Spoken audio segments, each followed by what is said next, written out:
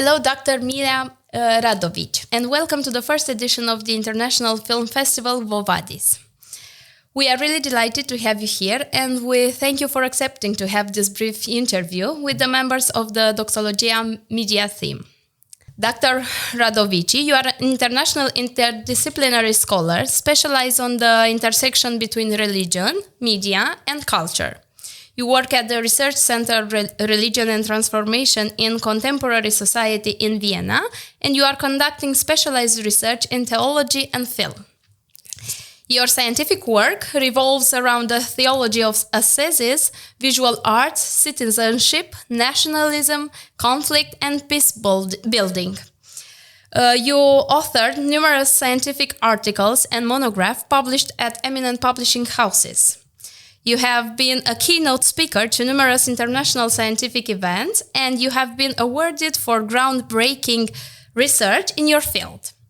Besides the academic activity, you are also an active member of the Interfilm, serving as both president and member of the ecumenical jury at leading international film festivals, including Berlinale, Locarno, Carlo Viveri, Cottbus, and Oberhausen, if I rightly pronounce it. Your work and experience are quite impressive. Congratulations. Thank you. How did you receive the news that Iași will host an international film festival? What motivated you to attend it? Well, first of all, thank you very much. Thank you for having me here. Thank you to you and to everyone in Iași. And what motivated me was the specific program and the idea behind Quo Vadis festival. I think it's quite unique, and I think it's something that is much needed. And I feel, as you said, I have worked in Scotland initially and now in Vienna. And from my experience, there is a need, that there is really a gap in, I would say, in international kind of film industry, including festivals, and also especially in academic fields, different fields, from film studies to theology or any other academic discipline. So I think this is a quite interesting and very promising endeavor. Yes. What drew you in your career to this intersection of theological studies with media and visual culture? How did religion and film come together? Well, that's a very good question. Challenging, maybe. Yes, I was actually a film lover since my early age, so to speak. Like, I always loved film as a child, and growing up, and I was interested in a variety of films. And initially, I thought I'm going to become a film director, but that was very tough to achieve, to enter the film school. And but then I saw theology, which was something completely unexpected for me. And I saw the number of subjects as well, and that kind of took me into a completely different direction, or so I thought. And so basically I studied theology in Belgrade, in Serbia. But media and film were always there. And I suppose I decided when I graduated to do my master's in media and some kind of interdisciplinary research on media, history, and religion and faith. And it was also in a kind of turbulent times in Serbia after the war, the disintegration of Yugoslavia. I suppose it was also a bit of sensitive subject. And but then I did my master's in Edinburgh, and that continued to PhD. So I did a doctoral thesis again on film, and it's actually my supervisor back then. He recognized this potential in exploring films. So and this side, this theological side, maybe. Yes. So I basically looked at how film integrated kind of cultural perceptions of history and a religious and national ideology, and how film in some ways communicated theology by being subversive towards ideological interpretation of religion and nationhood. So it's a bit complicated, but it was at the same time, it was very interesting and very challenging. And then it just continued naturally. Then I became interested in transnational cinema, and then in citizenship was something unexpected. When I got this invitation to do something on citizenship in Yugoslav successor states. But that led me to more kind of, not in terms of law, but perhaps rather in terms of philosophy, or like how do we understand citizenship, like identity, like belonging, membership. And I was thinking about the religious communities in general, and state and suprastate. So these three notions kind of occupied me. And then I was thinking about, of course, studying and researching citizenship. For me was particularly important Tengi Nisin, political theorist, who wrote about acts of citizenship. And then I think the sentence that every act of citizenship, I don't want to misquote, is every act of citizenship is creative, but not every creative act is act of citizenship. Something like that. I started thinking about it, and then I started thinking about act as ontological phenomenon. So what is ontology of act? And what does it mean ontologically? So philosophically speaking, but also theologically speaking, what is act, what is action, what is praxis, all these things, and how can film convey this? So and then I became interested in history, of course. How is history communicated? And now I basically I'm completing a new book, which is about basically history and religion. Yes. You were speaking about history. How has the history of conflict in the former Yugoslavia influenced your approach on the themes of nationalism and identity in cinema? I think that was, for me personally, it was very important to understand this. It was very important for me to understand the notion of English language is very rich, but it's also very poor in explaining certain notions. So the understanding of nation state, nation, or an ethnic group or ethnic groups, or political nation, and so on, and also religion, in what ways, and different religions, and so on. So for me, it was very important to understand why and how it was bound to ideology, and to understand the cases and how it happened. So, for instance, I'll give you an example. There is something that has been largely misused, and it's it's been called in media the Kosovo myth. So I decided to make distinction and to call one thing the Kosovo myth and the other one the Kosovo Testament as two different things.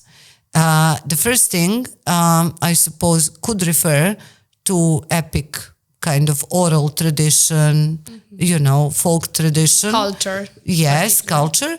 But it can also be politicized and a political matter. On the other hand, Kosovo Testament, as I understand it, I approach it as purely ecclesiological. these are completely different things. So, yeah. So I had to understand. I think it influenced greatly my understanding.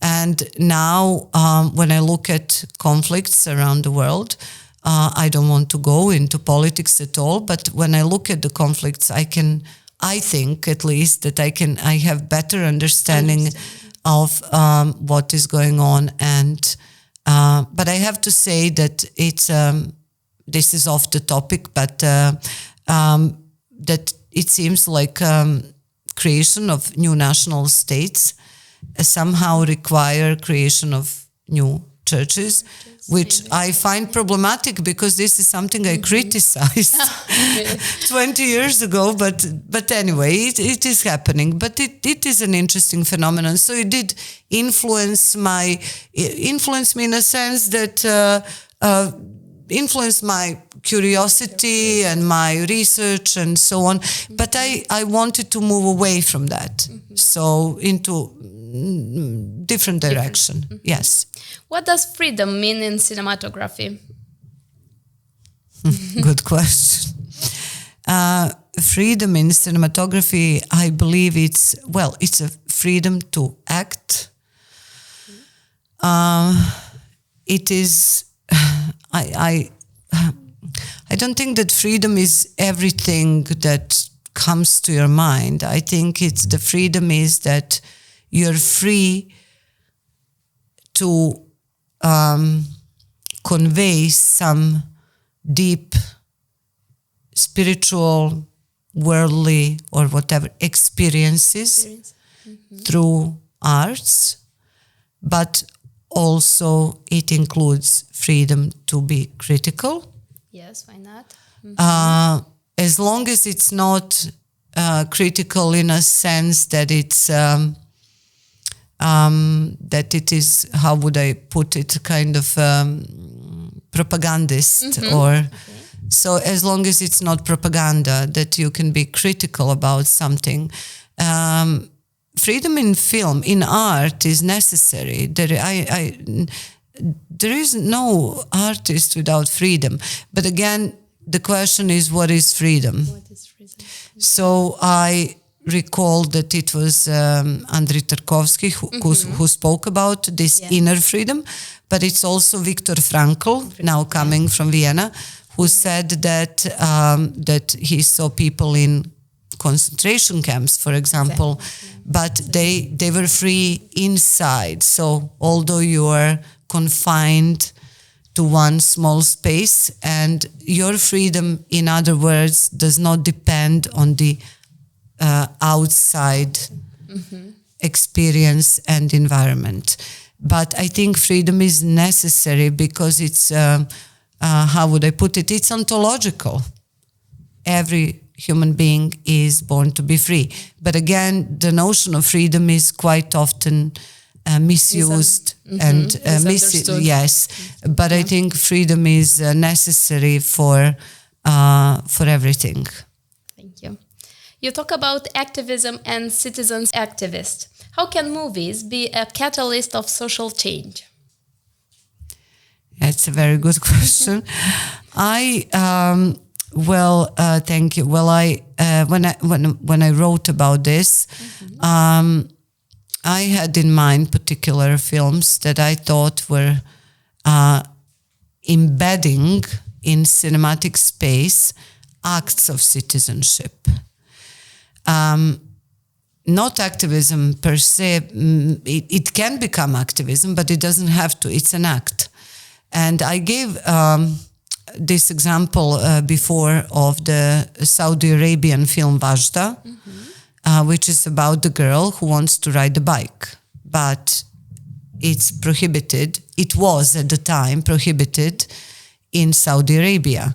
So the film director, Haifa Al-Mansour, who is also a woman, Saudi Arabian, she got all permission to make this film. And in the film, this girl rides a bike through the streets of Riyadh, of the capital. Now, she was allowed to do that because it was a film, for the purposes of making a film. In reality, she was the first person to ride a bike in Saudi Arabia. So because of the film? Yes. And that's, for me, the act of citizenship, because the basic human right is the right of movement. And this is fantastic. I learned afterwards that after this film, women were allowed, according to some new law, to ride the bikes in Saudi Arabia. I think they are in designated special areas, but still, nonetheless, they were allowed to do that. And so, in that sense, perhaps it's a very gentle film. It is critical, but I still think it's gentle. It has this gentle approach. So, critical in a way, in a constructive way. It's not, I didn't find it aggressive. I analyzed this film. I didn't find it aggressive. And it was very interesting perspective on Islam, for example, because the daughter, the main protagonist, and her mother, they pray. But also you have like a super religious woman, a teacher in the school who is a kind of a hypocrite, it's almost like a biblical as well, So it's a gentle approach, it's a human approach.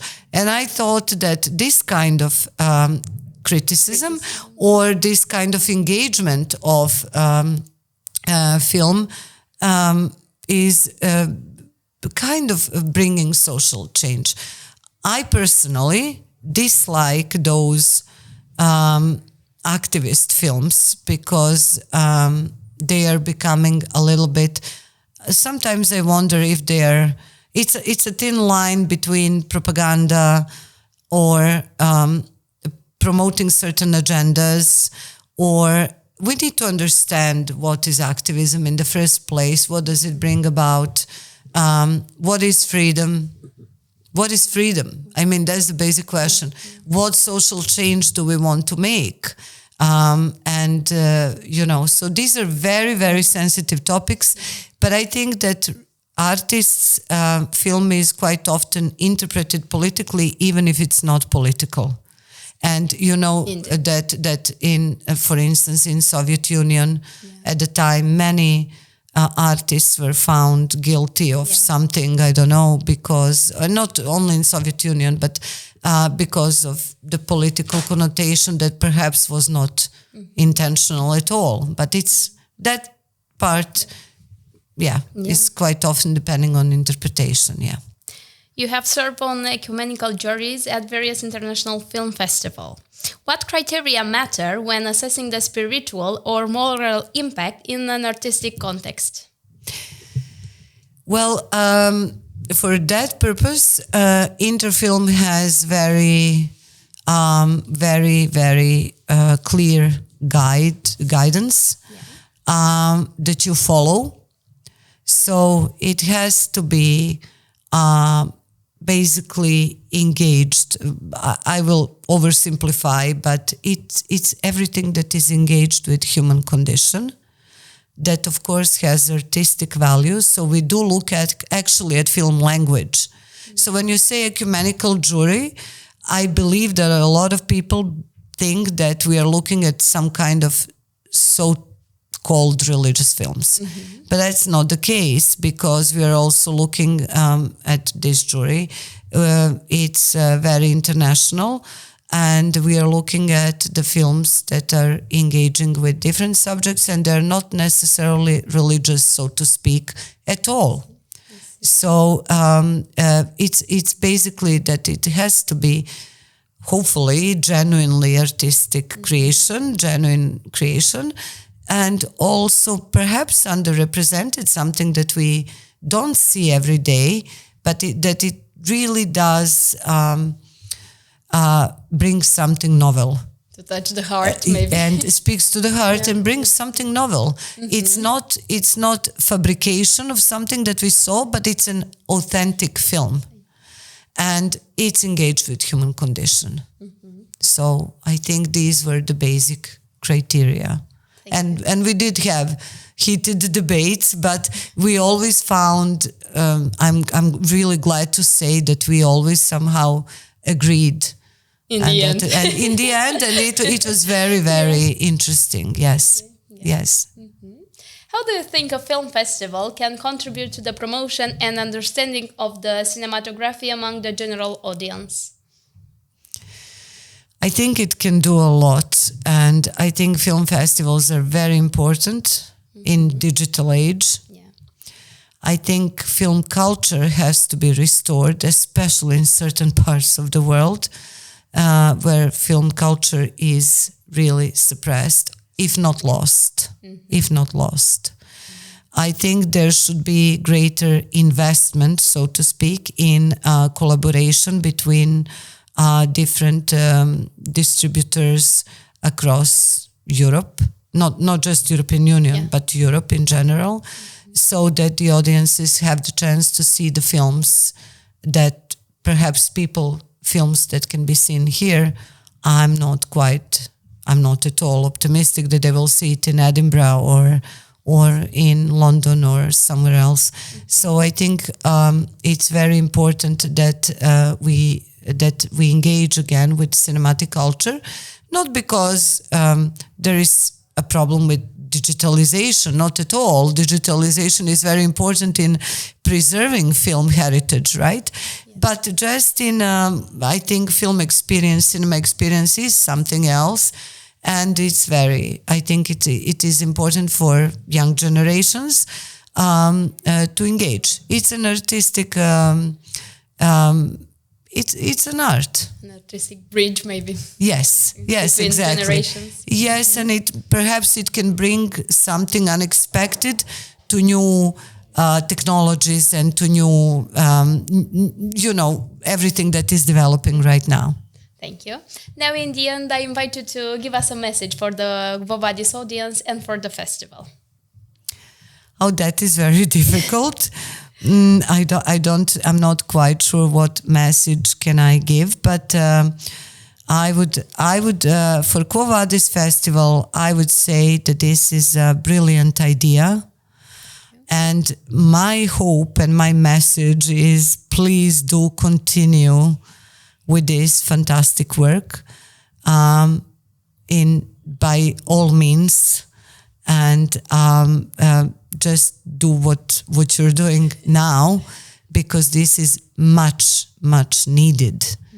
And this is my message. And in a lot of parts of the world, things are falling apart, kind of, in terms of there is not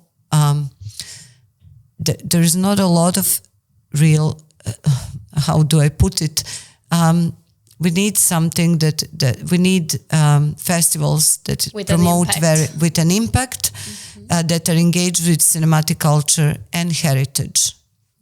Cinematic heritage and cinematic culture and impact, and that kind of serve as a bridge. And the legacy, maybe. And the legacy, exactly, yes. So that would be my message, and also my personal message is watch the films. Yeah. Because as I said, I'm completing the book that is looking at the history and how do we read history through early film, and also the depiction and concepts of faith in early silent film. Yeah. And it's amazing. It is amazing, and I would encourage everyone to watch the films, to delete Netflix. I'm sorry, I apologize. Not necessarily, they do have some moments, but they're very rare. And to try to engage with film culture and to use film in other disciplines. It is very important that we understand. It's very important that we go back to the beginnings of cinema to reconsider Sergei Eisenstein, to reconsider many filmmakers from many parts of the world. And so watch the films and keep up the good work. And we'll do our best. Yes. Thank you. It was a pleasure to listen to you. It's a pleasure to be here, and thank you very much. And thank you, everyone, and to all your listeners.